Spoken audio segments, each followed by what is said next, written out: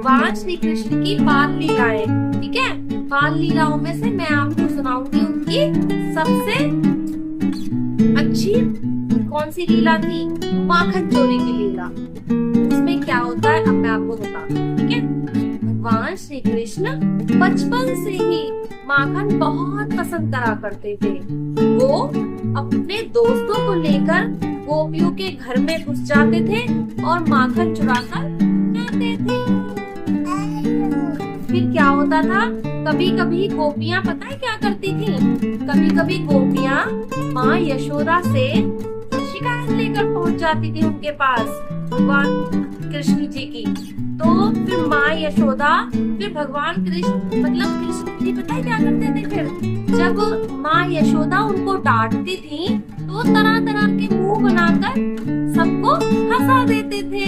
ऐसे थे हमारे कृष्ण भगवान, नॉटी। अब मैंने सुनाई भगवान कृष्ण की एक लीला जो उनकी सबसे प्रिय लीला थी, वो थी माखन चोरी की लीला।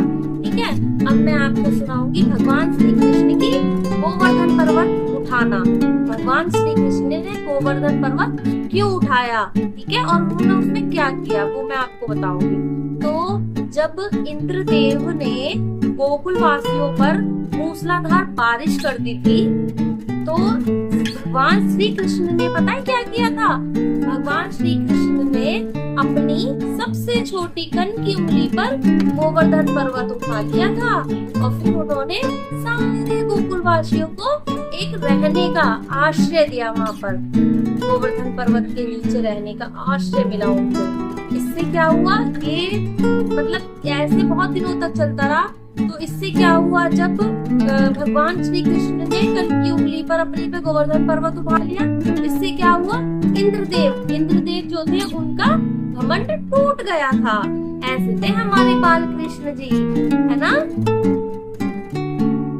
तो आपको मैं अब बाकी की सारी लीलाएं सुनाऊंगी आपको कब, सुबह दूसरी स्टोरी में। ठीक है, अब मैंने आपको भगवान श्री कृष्ण की 2 लीलाएं बताई हैं, है ना।